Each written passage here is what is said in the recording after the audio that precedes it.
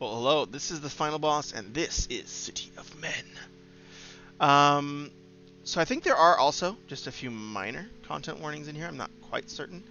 But I'm excited to take a look at this. This has unfortunately been in my queue for a very long time, and for some reason, like Gmail did not, surface this. So this is like a year-old plus review, but I'm very excited to be doing it today, and I apologize to the writer for taking, normally it take a couple of months, if not more, to get a review done, but this one's a little egregious. The crowd howled and spurred on the combat. Not one man or the other, but for the violence. So again, I think you can cut words and have it have a little bit more pop, right? Before the violence itself is probably not necessary. Dust rose? Okay, well, what does that entail? Like, kicked up? That's fine. So forward 4 feet shifted in well-balanced circles. Only plastered down with mortar of blood. What's getting plastered down? The feet? So again, this is a misplaced modifier, it feels like. I think this is referring to dust. This modifier doesn't clearly reference the dust. Consider revising. Yeah, I would just kind of retool that sentence, but I like the idea, and I like this image a lot, the Mortar of Blood. I think that's like a really cool, really awesome imagery here. Make sure we put that in. When Samuel's fist collided, the larger man's jaw gave way.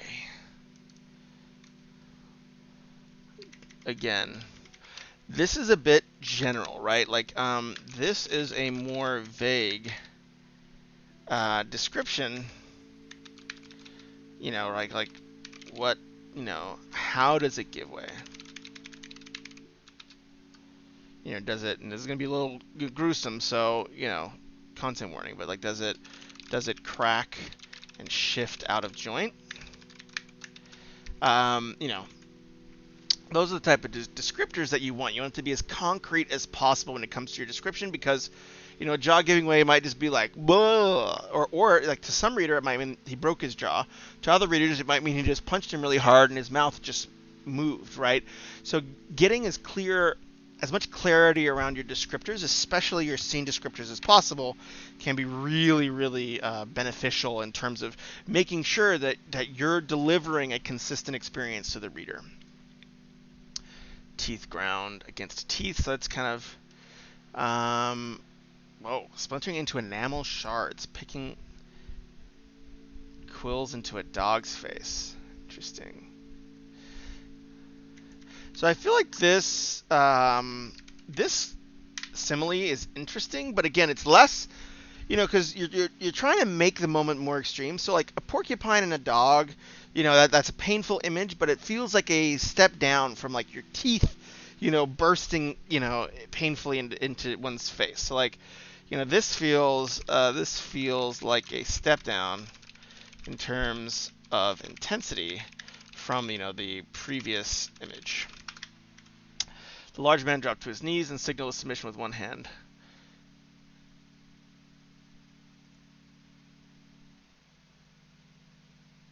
Yeah, that's fine. The crowd, once so keen to see violence and pain, rose to their feet with a collective hush. Samuel backed away from the injured challenger, his hands raised. Still raised and ready to strike, clumps of hair tangled in his leather-wrapped fists. Foreman lowered himself from his customary position on top the rim of encircling crates.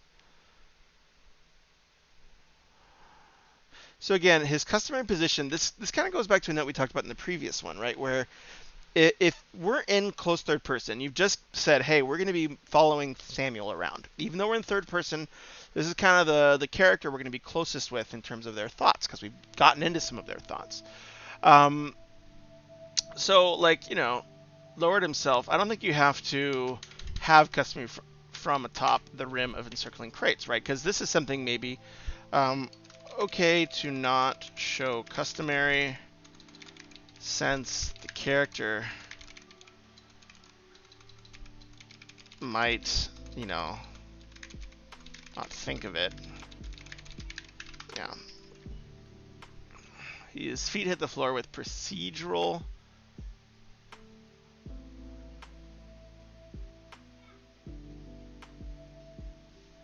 Yeah, again, this is kind of oddly phrased with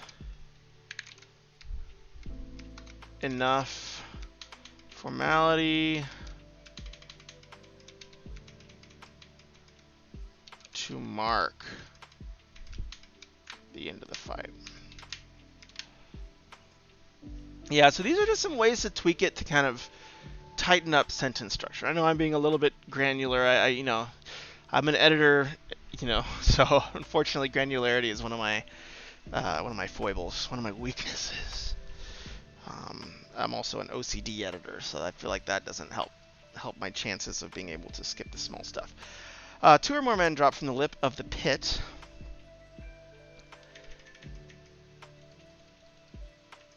And I don't think we need began, you know, and tended to the big man's injuries.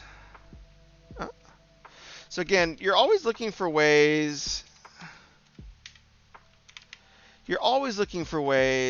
to make your verbs more compact. It's generally going to be a lot more punchy, a lot sharper, save you a lot of extra adverbs and stuff. In any revision, you're going to be saying, how do I compress my subject and compress my verb? Unless I'm striving for something really specific, then you can, you know, obviously use the techniques required. I would also recommend checking out the style glossary here. Bonk. It's very helpful.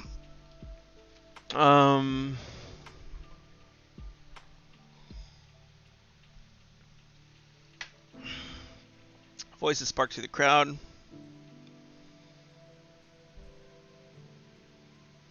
I would just make this a simple list. You know, bookkeepers. Because again, like you're listing me first, second, third, but if you just describe them in first, second, third order, my brain will put the scene together in terms of first, second, third.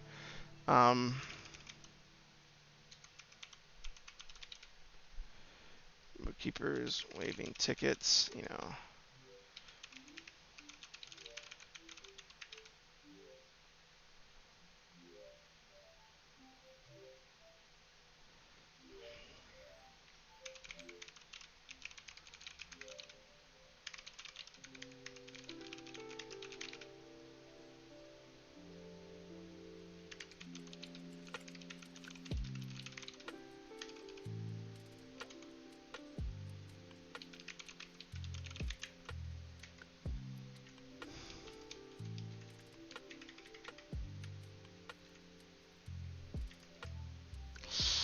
Ouch.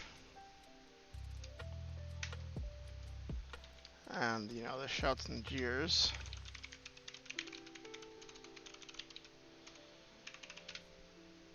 Yeah.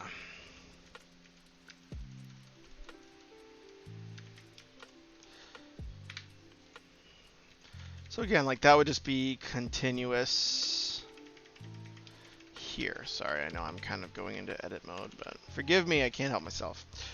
Samuel rocked from side to side, his eyes trained on his opponent. His heart slammed a deafening rhythm in his neck. His heart pounded.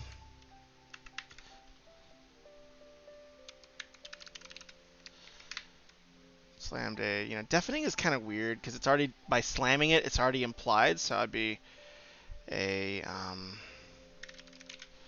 vicious rhythm in his neck. His muscles spasmed, ready to lash out. Again, don't need if needed. We already kind of know that he's going to do it if it's needed. So a lot of this stuff you'll see, like I'm just trimming, compressing. Overall, like the scene structure is interesting. I like the combat, but one thing to think about is we're sitting in the gray for a little while, right? Like where we, you know, the uncertainty of the battle, you know, we're sitting in the gray for a bit, you know. The uncertainty of the battle is, you know, gone, but we don't have, you know, much of an idea of, like, you know, what future conflicts will arise. You know, so remember, give those hints of just like, you know, Samuel knew that he shouldn't have bet on himself, but, you know, as he grabbed the 200, you know, gold pieces from the bookies, he smiled.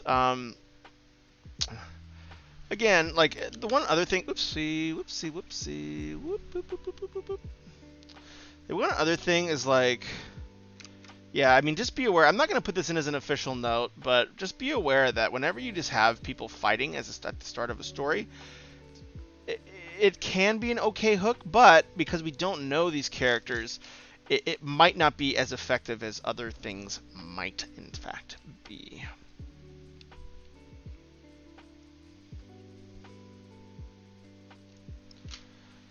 Yeah.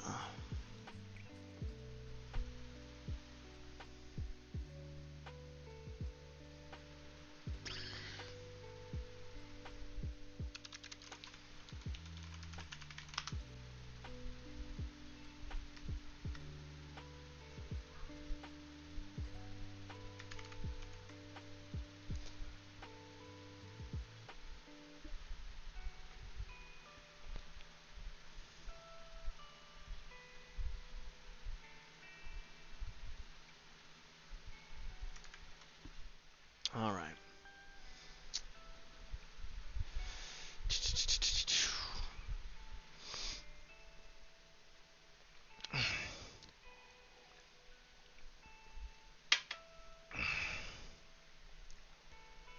Hard descending beats. Should only shoot through and watch it fall. The pack. You did good. You did good. Foreman whispered, "Good fight. You done, kid. You did good." Samuel was pulled from the pit and led to the crowd. People gathered in the storehouse. They're too busy collecting their winnings to consider the next combatants to notice the victor. Samuel had transformed from a pit fight hero into just another storehouse roughneck in the time it took to trade a few coins and place the next bet. I like this observation. This feels like it's coming from Samuel, and this gives me the impression that he feels underappreciated, right? Like he just was like this, you know, awesome combatant, and you know everyone's kind of just treating him like trash now. So this is really good. This is a good observation here because it feels like it's coming from you know Sam, and it has some subtext that he doesn't like, that he's kind of being shuffled off stage, right? Because it implies that the way he's describing just another storehouse, those indicators are suggesting that this isn't something he likes. He's unhappy about the way things are turning out.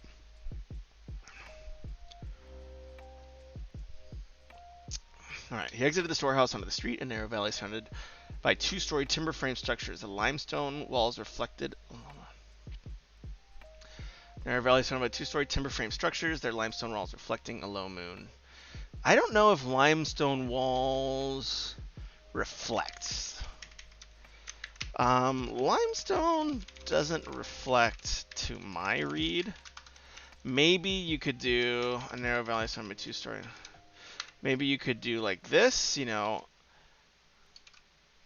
the low moon painted their limestone walls a faint gray and a faint gray light.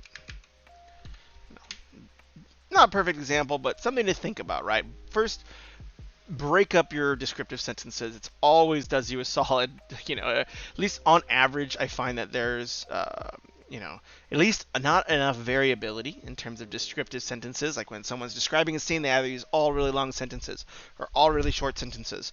So remember, vary sentence length, and it will, it'll make your read pace a lot better with very little effort, right? Like we really just added a period and kind of retooled a subject here, and you know, it can really accelerate and make a read move faster.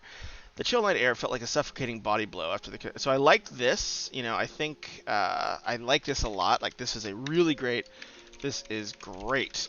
This is how a combatant would describe wind. You know, we're in free and direct discourse heaven here. So great job. Again, I don't know, like the common example I use is in Madame Bovary, right? Where she's describing her husband, who she doesn't like. And even though we're in third person, the narrator kind of embodies her thoughts, and Emma looked over and saw that, I forget his name, Claude was wearing another one of his stupid brown coats, right? Like, stupid is a value judgment, and it's not one the narrator's making, it's the one that Emma is making. But in a similar way, using descriptors like this can bring us into that character's mind and world in a much more efficient way. So great work. Samuel paced. So we know when you pace it's back and forth. So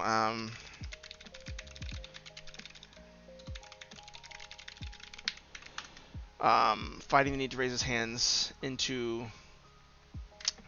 So raise up again, verbal doubling into a striking posture. He balanced on the balls of his feet.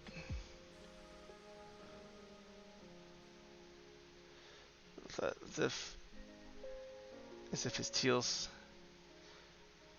Breathe, kid. You did good. The foreman, without only waiting for the fire to wind out and let him loose. Didn't even get cut up. Not a scratch on you. Good fight. But they were the sound of a. It's pretty. Yeah. So again, like, that free and direct discourse tells us what he thinks about it, right? And that's a lot of what you're trying to do, is describe the scene while also communicating what your main character feels about the scene. You want your cut from the bookies now or start your shift tomorrow? The foreman asked. Already knows how to keep it.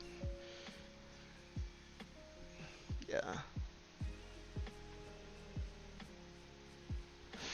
That's fine. Keep it. I didn't want that fight.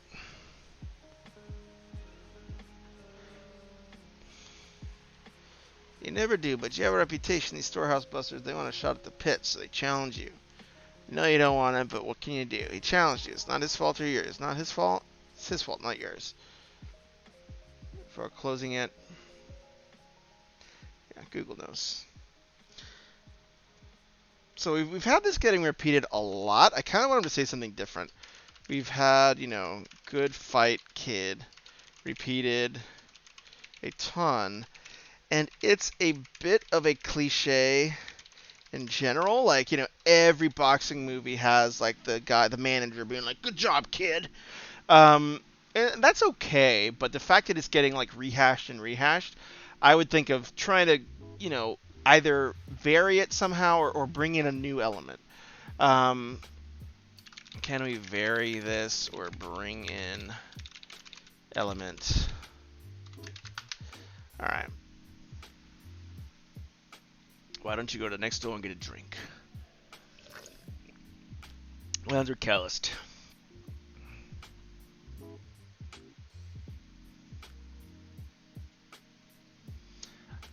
So again, descriptions here, something to always think about is how do I make it organic, right? This kind of works because we're zooming back out into the narrator, but I think there are still ways that you could kind of streamline this, right? Like, so consider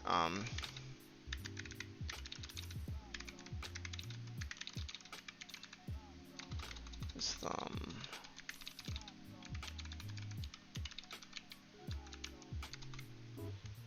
Over his calloused knuckles. So yeah, it's much more evocative. I see that he's kind of massaging his knuckles, but they're still calloused. Just something to consider. Dirt stain didn't crack the lines and map the future and the past. The bones of his fingers were thick and curved towards his palm as if he were born, bearing a heavy load.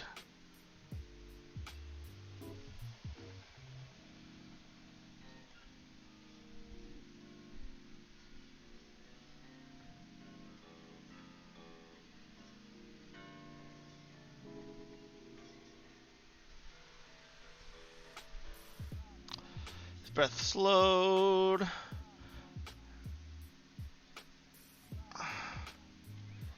His eyes are blue-green. Yeah, so again, yeah, I think I would still think about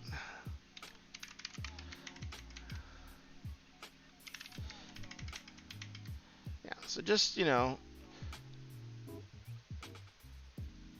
so again, that was a fragment, I believe. His breath was slowing. No, that wasn't a fragment.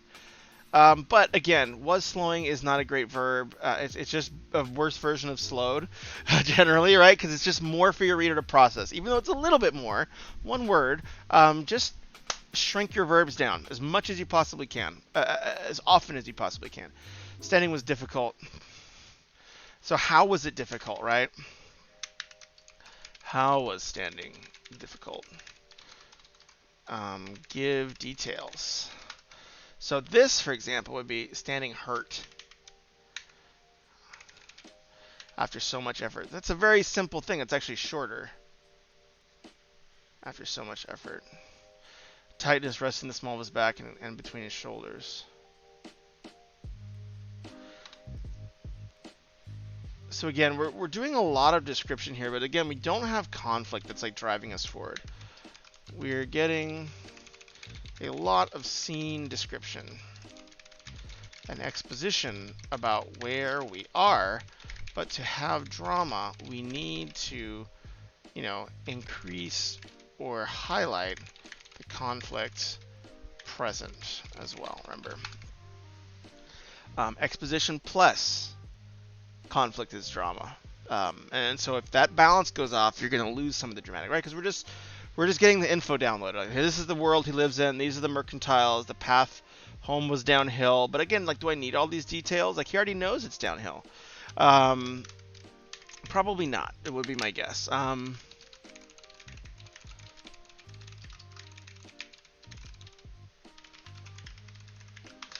So yeah, I mean, I know this is kind of being nitpicky, but honestly, this draft is in a solid state. It has a lot of really good things going for it. And so I will zoom in more on some of those elements that I think could take this from 0 to 100, right? The storehouse serving the city was located at the top of a gentle slope that descended to the city's dock. The dock being the single reason supplies.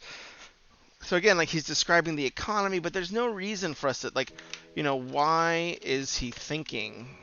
Because again, you're using close third person, so this is a vague reflection, but a reflection nonetheless of your character's thoughts, about the economy now. Let's, push him towards the next decision point, conflict sooner. Yeah, I think, yeah, so now we're getting his background. He could recall his father's nervousness and the sound of his voice. Storehouse is a good place to work. Honest work. Do what they ask you, do it quiet, do it quickly, keep your mouth shut, they won't listen to you.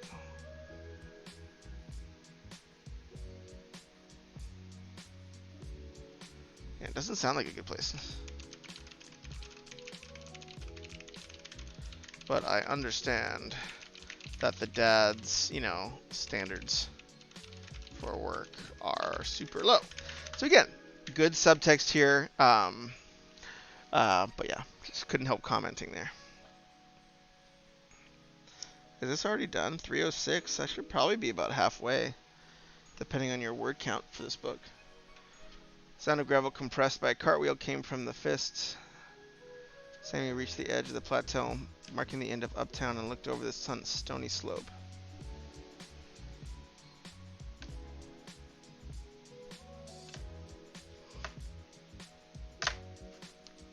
From his knees to his hips quivered until inspiring a slow, hard stretch. Uptown and Porttown was his favorite part of the walk home.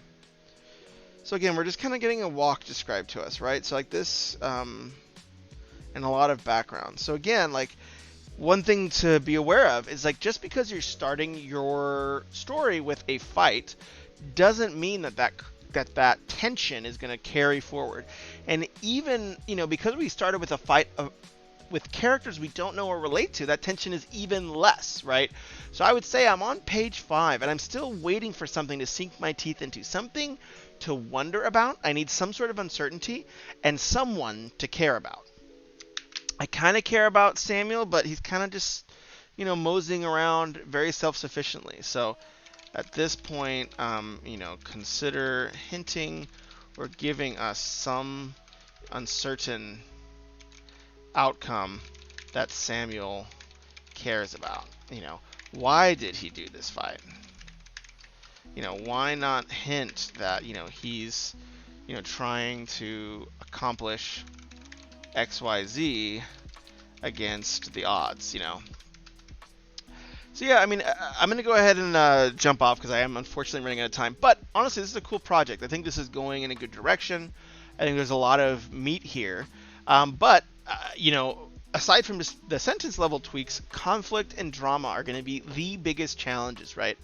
And tools, like I think down in the bottom of the stream, there's my book recommendations, but books like Save the Cat, they, recommend writers to outline every single scene on a note card. And on that note card, along with, talking about what's going to get learned in the scene and the content of the scene, they make sure to highlight what the conflict is. And I think we need that here, right? Like, what's the uncertain thing? What's the thing I, as the reader, get to wonder about? Because there's not much. He's just kind of going home after a fight. And that fight, I didn't have very much stakes on there as well, right? So we need the core three. What's the goal of the scene? What is this character doing? Like, wandering through town aimlessly isn't enough of a goal. Like, we do need to, like, or wanting to get home, unless something is going to block him from getting home, and getting home matters a lot to him, because their whole movie is based around getting home, but they have a lot of obstacles stopping someone from getting home, and they make the character really want to go home. So in the same vein, you want to think about what's the goal? What are the stakes? Why does this character want it so bad? And what's the urgency? What are the things that are making this important to get home now? And what are the things that are blocking me from it?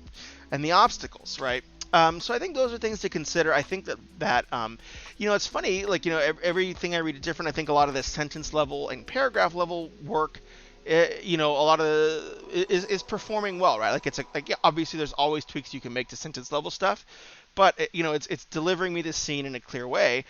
Now I have a feeling that the thing I would encourage the writer to think about in this upcoming draft is, how do I drive conflict? How do I build tension? How do I make these clearly and well-evoked scenes drive me forward into the story and build that narrative engine that's going to carry the reader all the way to the end?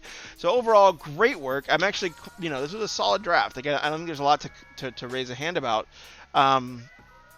But I will say that, the conflict, don't ever trust your hook, right? Like, yeah, you have a fight as a hook, but I don't know who these combatants are. I don't really have as much stakes about, if someone loses or wins, I don't know the difference. So make sure that you don't trust your hook. Give me conflict from very early on, and let that uncertainty build rather than diffuse. Because essentially we had the uncertainty, very light uncertainty of the fight, and then it diffused quite quickly.